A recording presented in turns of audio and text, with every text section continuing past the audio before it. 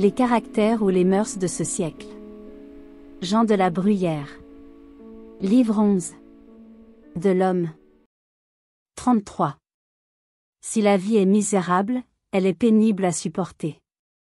Si elle est heureuse, il est horrible de la perdre. L'un revient à l'autre. 34. Il n'y a rien que les hommes aiment mieux à conserver et qu'ils ménagent moins que leur propre vie. 35.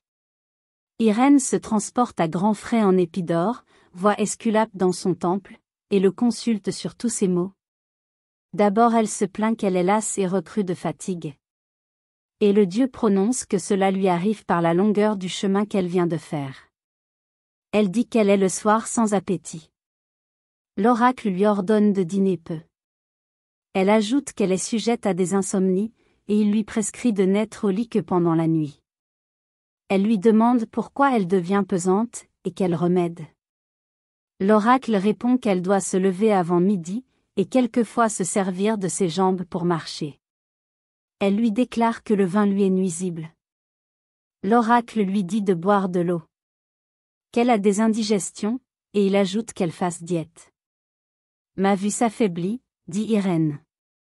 Prenez des lunettes, dit Esculape. Je m'affaiblis moi-même, continue-t-elle, et je ne suis ni si forte ni si saine que j'ai été.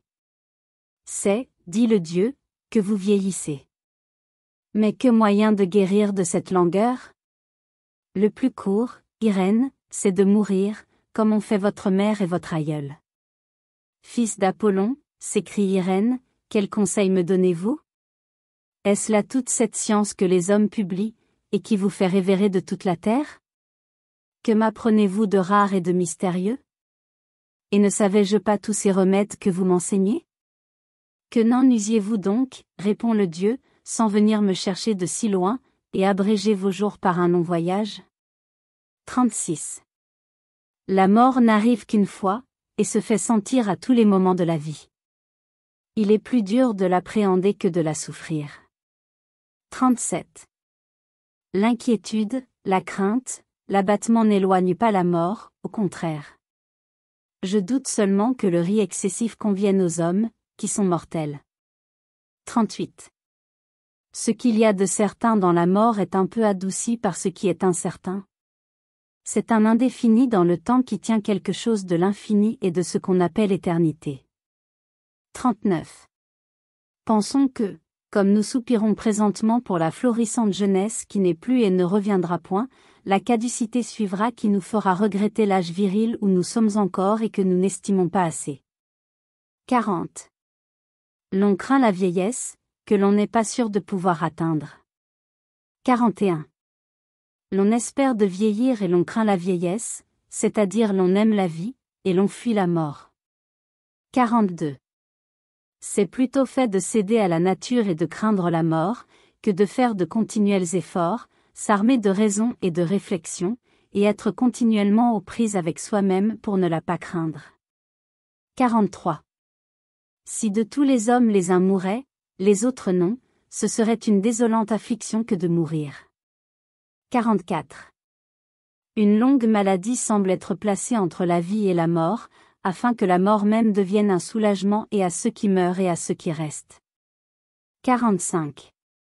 À parler humainement, la mort a un bel endroit, qui est de mettre fin à la vieillesse. La mort qui prévient la caducité arrive plus à propos que celle qui la termine. 46. Le regret qu'ont les hommes du mauvais emploi du temps qu'ils ont déjà vécu ne les conduit pas toujours à faire de celui qui leur reste à vivre un meilleur usage. 47. La vie est un sommeil. Les vieillards sont ceux dont le sommeil a été plus long. Ils ne commencent à se réveiller que quand il faut mourir. S'ils repassent alors sur tout le cours de leurs années, ils ne trouvent souvent ni vertu ni action louable qui les distinguent les unes des autres. Ils confondent leurs différents âges, ils n'y voient rien qui marque assez pour mesurer le temps qu'ils ont vécu. Ils ont eu un songe confus, uniforme, et sans aucune suite. Ils sentent néanmoins, comme ceux qui s'éveillent, qu'ils ont dormi longtemps. 48. Il n'y a pour l'homme que 3 événements, naître, vivre et mourir. Il ne se sent pas naître, il souffre à mourir, et il oublie de vivre. 49. Il y a un temps où la raison n'est pas encore, où l'on ne vit que par instinct, à la manière des animaux, et dont il ne reste dans la mémoire aucun vestige. Il y a un second temps où la raison se développe, où elle est formée, et où elle pourrait agir si elle n'était pas obscurcie et comme éteinte par les vices de la complexion, et par un enchaînement de passions qui se succèdent les unes aux autres, et conduisent jusqu'au troisième et dernier âge. La raison, alors dans sa force, devrait produire.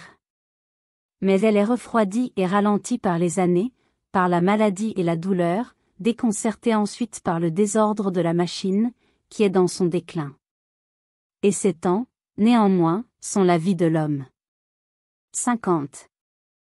Les enfants sont hautains, dédaigneux, colères, envieux, curieux, intéressés, paresseux, volages, timides, intempérants, menteurs, dissimulés. Ils rient et pleurent facilement. Ils ont des joies immodérées et des afflictions amères sur de très petits sujets. Ils ne veulent point souffrir de mal, et aiment à en faire. Ils sont déjà des hommes. 51.